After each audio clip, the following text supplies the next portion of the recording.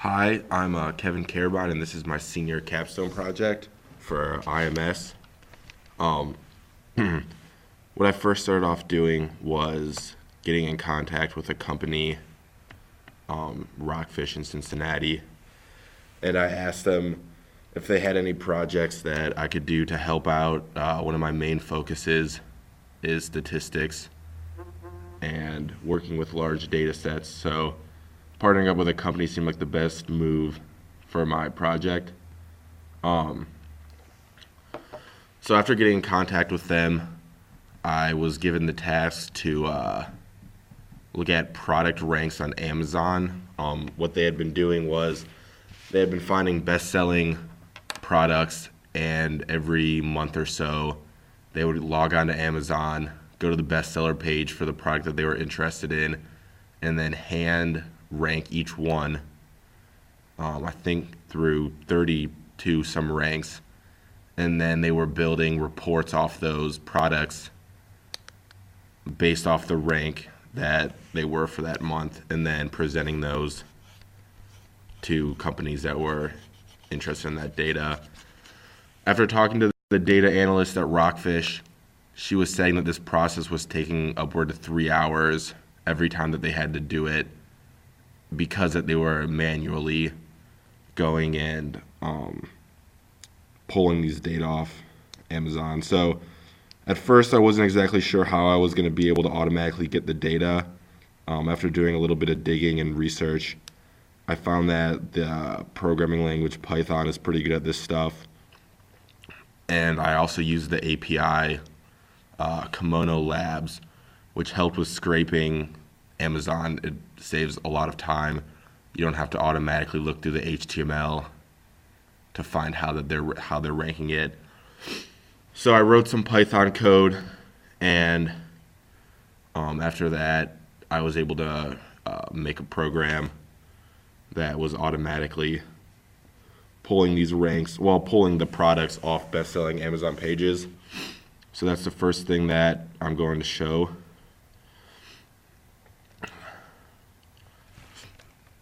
So the first thing is to open the program.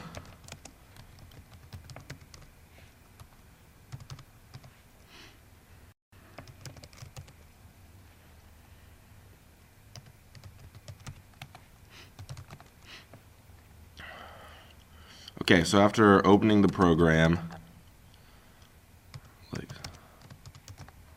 the first thing that it does is ask for a date.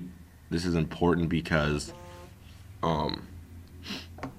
they had been plotting date on the x-axis of the reports.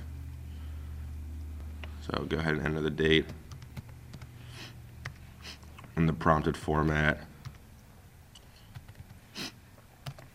Okay, so after entering the date, the loop runs for the program, and as you can see here, you have the product. So the number one ranked product for Amazon juicers, which was the product that I used, was the Black & Decker so-and-so, and then the date, which is today, and then the second best would be the Breville juicer and so-and-so up to, I did 15 blenders. I wasn't gonna do all 32. So, if you just rerun the program again, it asks you for the date, and put in the date for the next time that you do it, and then the API that I was using is set to re-update or re-scrape the Amazon site every month. So every month it's re-updating the data to those top 15 blenders for that month.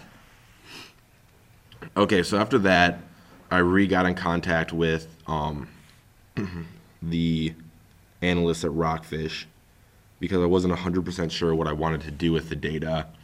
This process of getting it didn't take too long, so I still probably had about 3/4 of the semester left to do something with this data, which I was not exactly sure what to do with it because I wasn't sure what they were doing with it. It was a bit difficult keeping in contact with the people at Rockfish, so that took up a lot of time. But after getting in contact with them, I was very enlightened with what they had been doing. Let me just pull up some of the stuff that they had been doing.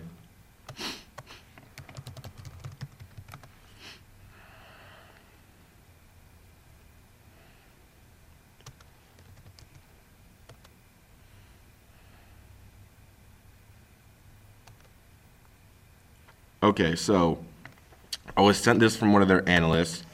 This is the kind of graphing that they had been using in their reports. As you can see, they've been using rank on the y-axis and then the date on the x-axis, and then the different color lines are just the different products.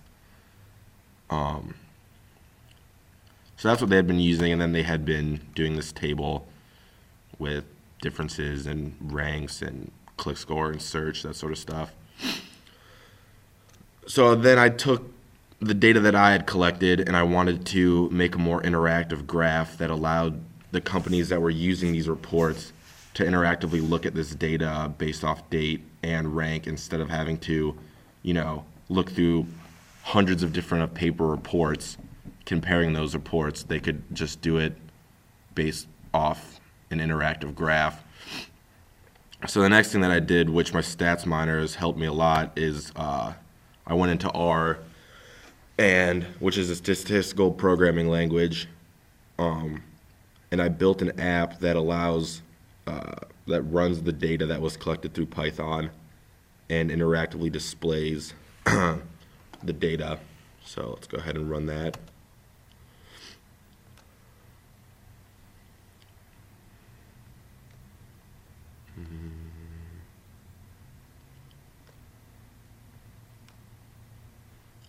Hold on 1 second.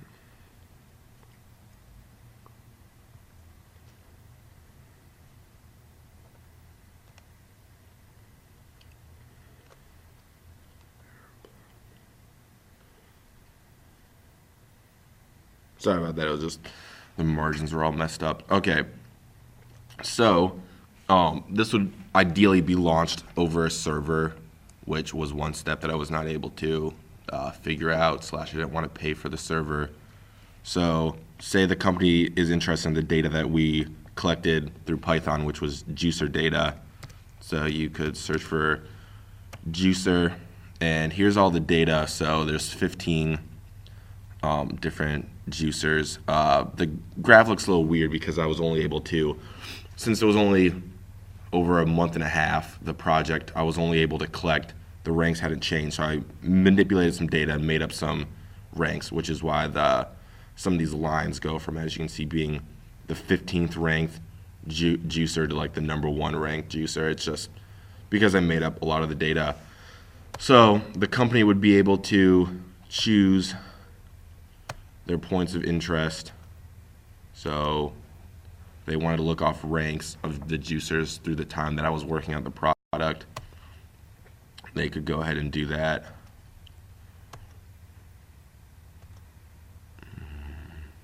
Oh, that's 2015. It's 2014.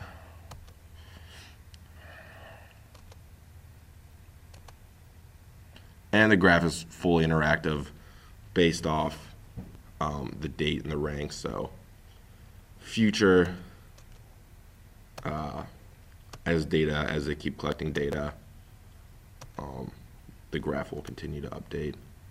It's all reactive, so they don't have to mess with any of the data. They just have to keep collecting it in Python, and it will automatically keep updating.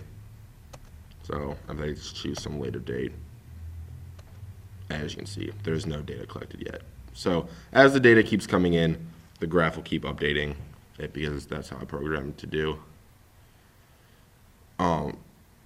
Okay. So what I wanted to do with the future of this project would be to ideally be able to fit a model that predicts the rank of any product based off certain predictors, which in this case, the one predictor that we had was price, which was something that I also collected off Amazon. So eventually we could do things where we'd be predicting rank, where a company would be able to put in the price and then certain specs of their blender, certain predictors, or blender, any product that they have, which could be, price, number of stars on Amazon.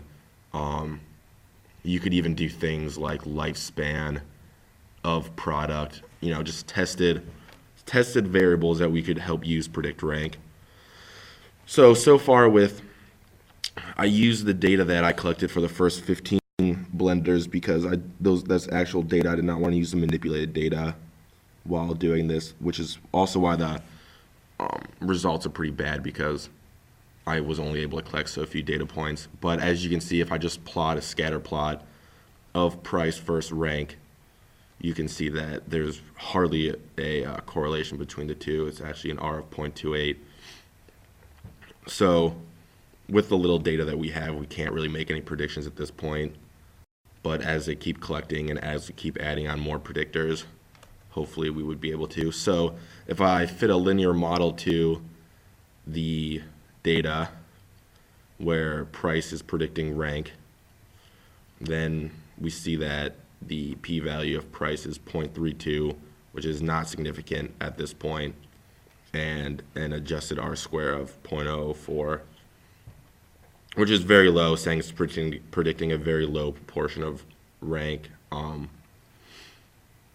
So right now, this is expected. We only have so few data, and we're only using one predictor. I'm sure that the rank of a blender, of a juicer, is predicted off much more than just the price of it. There's multiple other factors that we would have to look into to predicting it, which is what I want to do in the future, is find those predictors. And then we have the model here where eventually we would have this. So this is our one predictor, our one beta parameter, and we would eventually add more as we discover which predictors are significant to the model. And that's where I would like to go with it in the future. Thank you for listening. I hope you enjoyed my project.